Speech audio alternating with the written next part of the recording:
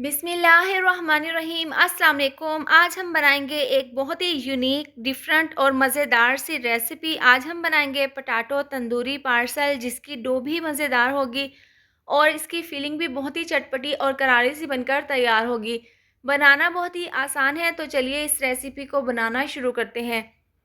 सबसे पहले इसके लिए हम डो तैयार कर लेंगे। तो यहाँ पर 1.5 कप के करीब हमने मैदा लिया है, जिसको हमने अच्छे से छान लिया है। आधी चम्मच हम इसके अंदर डाल देंगे नमक, 4 चम्मच इसके अंदर ऑयल डाल देंगे और मैदे में ऑयल को हम अच्छे से मिक्स कर लेंगे। इस तरह से हाथों से मसल कर हमने इसको अच्छे से मिक्स कर लेना है। ये बहुत अहम स्टेप है डो तैयार करने के लिए। इसके बाद थोड़ा-सा बारीक कटा हुआ धनिया डाल देंगे और 1/4 चम्मच डाल देंगे साबुत ज़ीरा। आप इसकी जगह अजवाइन का भी इस्तेमाल कर सकती हैं। और आधी चम्मच डाल देंगे कुटी हुई लाल मिर्च। अब चम्मच से हम इसको अच्छे से मिक्स कर देंगे। अब इसको हमने गूँध लेना है, तो थोड़ा-सा पानी हम इसके अंदर डाल देंगे और पूरे आटे को हम अच्छे से समेट लेंगे। और यहाँ पर डो को हमने बहुत ही हार्ड सा गूँध लेना है, सख्त सी डो हम ये गूँध लेंगे। आमतौर पर जब हम कचौरी या समोसे बनाते हैं, तो उनमें हम ये चीज़ों का इस्तेमाल नहीं करते, लेकिन ये एक यूनिक सी ज़बरदस्त सी रेसिपी है, इसलिए हम इन चीज़ों का इस्तेमाल करेंगे। अब यहाँ पर हमने आटा अच्छे से गूँध लिया है, इसकी ज़बरदस्त सी मुक्की लगा दी है। इसके ऊपर ऑयल लगा देंगे और इसको हम कवर करके 15 मिनट के लिए रेस्ट के लिए रख देंगे। और इसकी फिलिंग तैयार करने के लिए हमने यहाँ पर 4 अदद बड़े साइज़ के आलूओं को उबाल लिया था। इसको हम इस तरीके से मैश कर लेंगे। तमाम आलूओं को अच्छे से मैश करने के बाद हम बाउल में इस तरह से इसको इकट्ठा कर लेंगे। इसके बाद हम इसके अंदर स्पाइसेस डाल देंगे। तो सबसे पहले हम इसके अंदर डाल देंगे आधी चम्मच कसूरी मेथी, इससे बहुत ही अच्छी सी खुशबू आएगी। और आधी चम्मच डाल देंगे नमक, आधी चम्मच कुटी हुई लाल मिर्च हम इसके अंदर डाल देंगे, इससे बहुत ही अच्छा सा फ्लेवर आएगा। और आधी चम्मच डाल देंगे पिसा हुआ गरम मसाला। 2 से 3 बारीक कटी हुई सब्ज़ मिर्ची हम इसके अंदर डाल देंगे और इसको हम इस तरीके से मिक्स कर लेंगे। आप यहाँ पर हाथों की मदद से भी अच्छे से इसको मिला सकती हैं। और इस तरह से हमने ये ज़बरदस्त सी फिलिंग तैयार कर ली है। इसके बाद हम इसको 10 मिनट के लिए रेस्ट के लिए रख देंगे।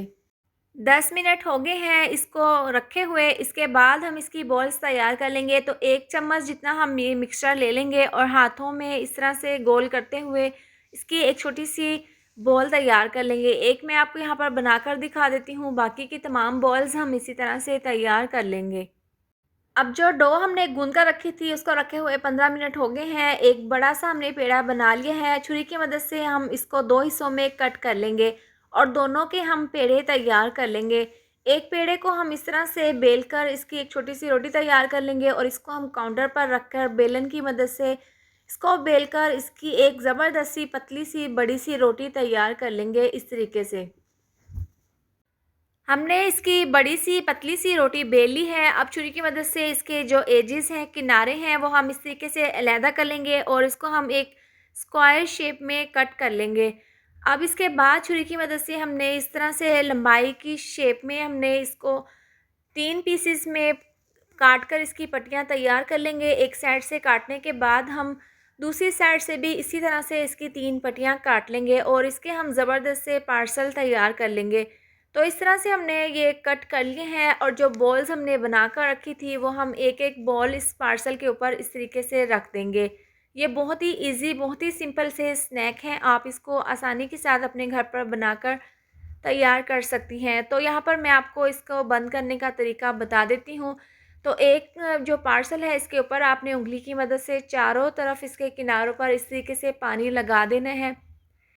अब इसके एक कोने को उठाकर बॉल के ऊपर इस तरीके से रख देंगे और दूसरे किनारे को हम इस तरह से इसके ऊपर रखने के बाद तीसरी साइड से भी हम इसी तरह से कर देंगे। तो ये ज़बरदस्त सा हमारा स्नैक तैयार हो जाएगा। चारों तरफ से हमने इसको अच्छे से फ़ोल्ड कर दिया है। इसके बाद जो इसके किनारे हैं, इसको हम इस तरह से सील कर देंगे, हाथों से बंद कर देंगे। बहुत ही ईज़ी, बहुत ही सिंपल सा ये तंदूरी पार्सल बनकर तैयार हुआ है। एक मैंने आपको यहाँ पर तैयार कर कर दिखा दिया है, बाकी के तमाम हम इसी तरह से तैयार कर लेंगे। तो तमाम पार्सल हमने यहाँ पर तैयार कर ली है। इसके बाद हम इनको फ्राई कर लेंगे। तो पैन में ऑयल को हमने गर्म कर लिया था। इसके बाद हम मीडियम आंच पर हम इनको फ्राई कर लेंगे। तो यहाँ पर 8 से 10 अदद पार्सल हम इसके अंदर डाल देंगे इस तरह से और इनको एक साइड से 3 से 4 मिनट के लिए फ्राई कर लेंगे। एक साइड से इनको फ्राई होते हुए 3 से 4 मिनट हो गए हैं। इनकी साइड को हम चेंज कर देंगे, तो हल्का-सा एक साइड से कलर आ गया है, दूसरी साइड से भी हम इसी तरह से इनको फ्राई कर लेंगे। यहाँ पर हमने तेज़ आँच पर इनको फ्राई नहीं करना, मीडियम आँच पर हम इनको फ्राई करेंगे।